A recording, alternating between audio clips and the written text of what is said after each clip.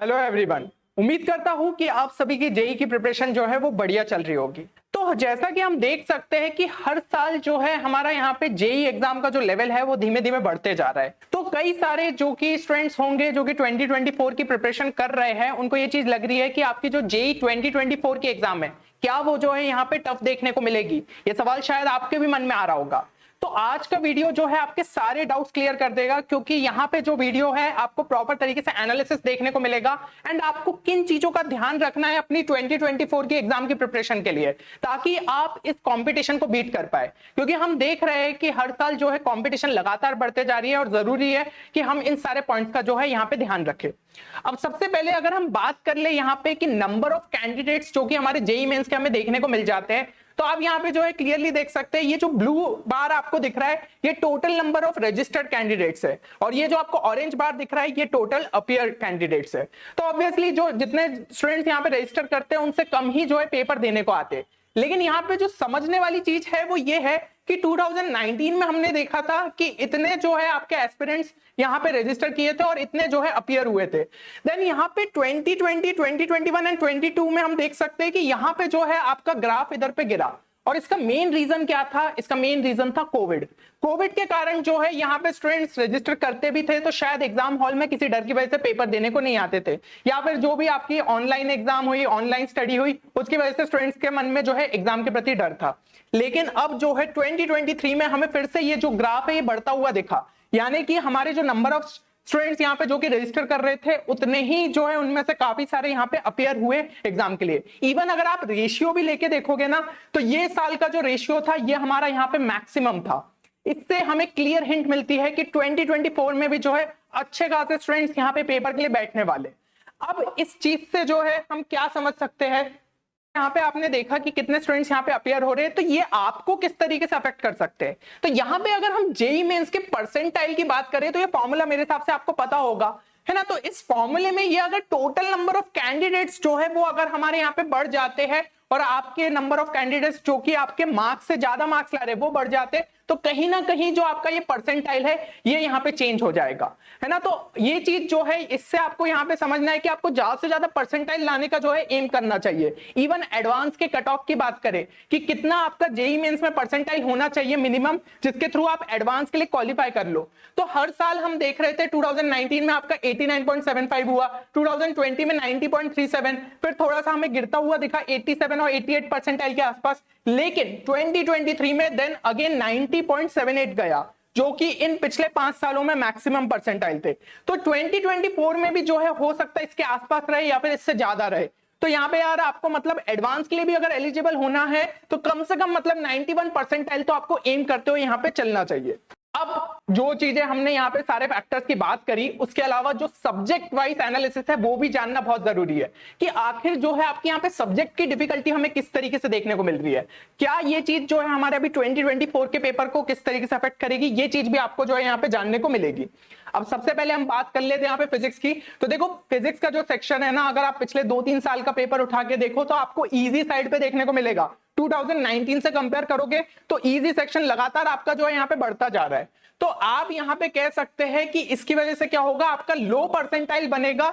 Even अगर आप एक अच्छा स्कोर यहाँ पे ला रहे हो फिजिक्स सेक्शन के अंदर, तो यहाँ पे मैं सब्जेक्ट वाइज परसेंटाइल की बात कर रहा हूँ, ना कि ओवरऑल परसेंटाइल की। तो देखो एक एग्जांपल के लिए आपको बता रहे हैं यहाँ पे फिगर कि 99 परसेंटाइल जो कि आपका फिजिक्स में बना था एट 91 मार्क्स, ठीक है। एक शिफ्ट ऐसी हुई थी 15 अप्रैल मॉर्निंग शिफ्ट, जिसमें 91 मार्क्स पे जो है आपके 99 परसेंटाइल बने थे। तो यार ये चीज जो है हमें सीधा सीधा बताती है कि आपका जो फिजिक्स का सेक्शन है उसमें कंपटीशन काफी बढ़ रही है। आपको यहाँ पे ज्यादा से ज्यादा मार्क्स लाने का टारगेट रखना चाहिए ताकि आप जो है यहाँ पे एक अच्छे परसेंटाइल ला पाओ। अब नेक्स्ट अगर हम यहाँ पे बात कर ले आपके केमिस्ट्री सेक्शन की, तो केमिस्ट्री सेक्शन में जैसा कि आप देख सकते हो कि हर साल जो है हमारा डिफिकल्टी लेवल थोड़ा थोड़ा यहाँ पे बढ़ता जा रहा है। और ये कह सकते हैं हम केमिस्ट्री डिफिकल्ट नहीं है बल्कि चैलेंजिंग और थोड़ा सा ट्रिकी साइड आ रहा है, ठीक है। असर्शन रीजन के जो क्वेश्चन होते हैं उसमें आपको थोड़ा सा घुमा दिया जाता है, तो इस टाइप के अब जो है थोड़े न्यू क्वेश्चन देखने को मिल रहे हैं। और इसी की वजह से जो है यहाँ पे डिफरेंस आना चालू हो गया आपकी रैंक्स के अंदर।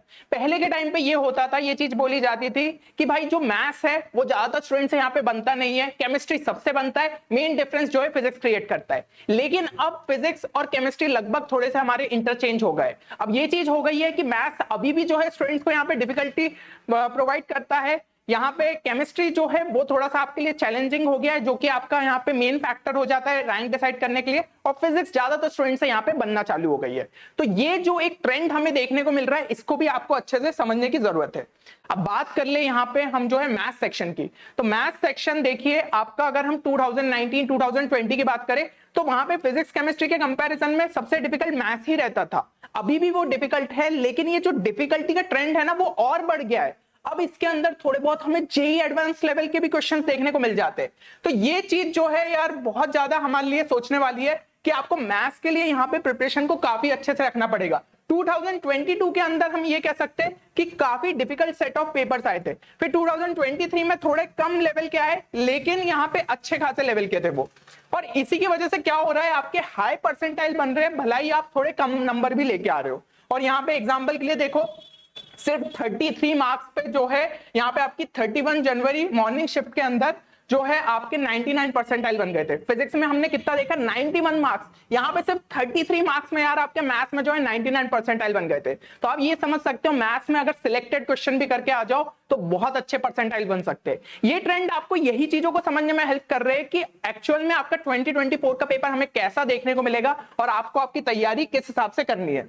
अब नेक्स्ट अगर हम बात करें कि यहाँ पे हमने सब्जेक्ट वाइज एनालिसिस की बात की, लेकिन अब जेई 2024 के लिए आपको क्या करना है, तो वो चीज हम देखें तो यहाँ पे सबसे पहले फिजिक्स के लिए याद रखिए कि आपका जो है फिजिक्स में 90 प्लस का जो है टारगेट कम से कम होना चाहिए। क्योंकि देखो हमने चलो सबसे जो है इजी पेपर की बात कर ली कि उसमें आपको 91 मार्क्स पे जो है यहाँ पे लगभग 99 परसेंटाइल की जरूरत थी।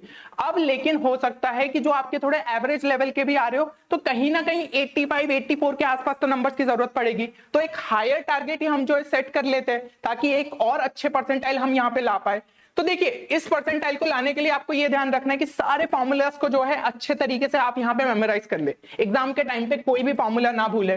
साथ ही साथ उनका एप्लीकेशन क्लियर होना चाहिए, क्योंकि क्वेश्चंस जब इजी लेवल के आ रहे तो बस हो सकता है फॉर्मूला में थोड़ा इधर उधर घुमा ले, है ना। तो अगर उसका एप्लीकेशन आपको क्लियर हो गया कि फॉर्मूले का यूज कैसे किया जाता है तो बहुत सारे क्वेश्चन आप फिजिक्स में जो है सही करके आओगे।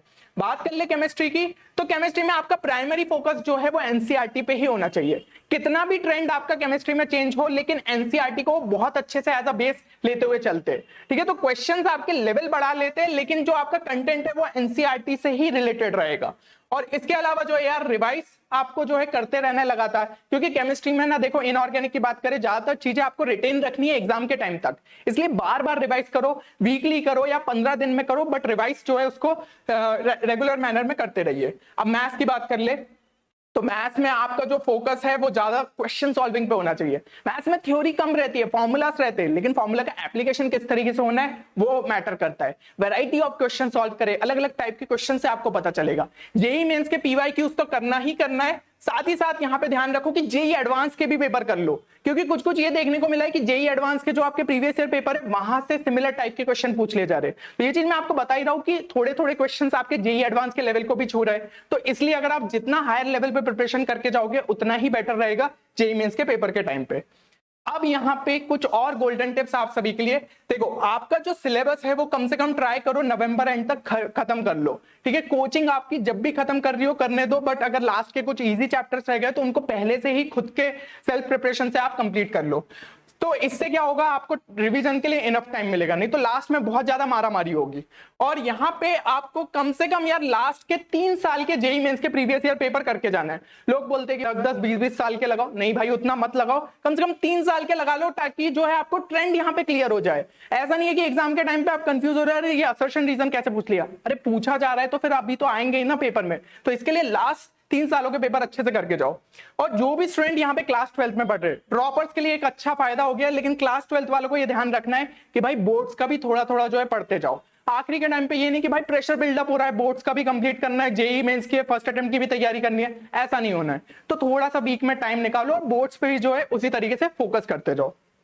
तो मेरे हिसाब से यहाँ पे सारे पॉइंट्स आपको क्लियर हो गए होंगे। अब कमेंट सेक्शन में ये चीज जरूर बताना कि क्या आप जेईई 2024 के लिए यहाँ पे रेडी है, और अगर रेडी है तो जो है ये बताइए कि आप अपने सिलेबस को कब तक प्लान कर रहे हैं कंप्लीट करने का। एक डेडलाइन तो मैंने आपको दे दी है, लेकिन आपको क्या लगता है कि अब जो सिलेबस रह गया उसको कब तक कंप्लीट कर लोगे, और जितना जल्दी करोगे उतना ही आपके लिए बेटर रहेगा। जेईई मेंस के पीवाईक्यू सॉल्व करने के लिए ज्यादा टाइम मिलेगा, साथ ही साथ जो है रिवीजन के लिए टाइम मिल जाएगा। चलिए, तो उम्मीद करता हूँ कि ये वीडियो आप सभी के लिए बेनिफिशियल रहा होगा। मिलते हैं अगले वीडियो में, तब तक के लिए take care and good bye.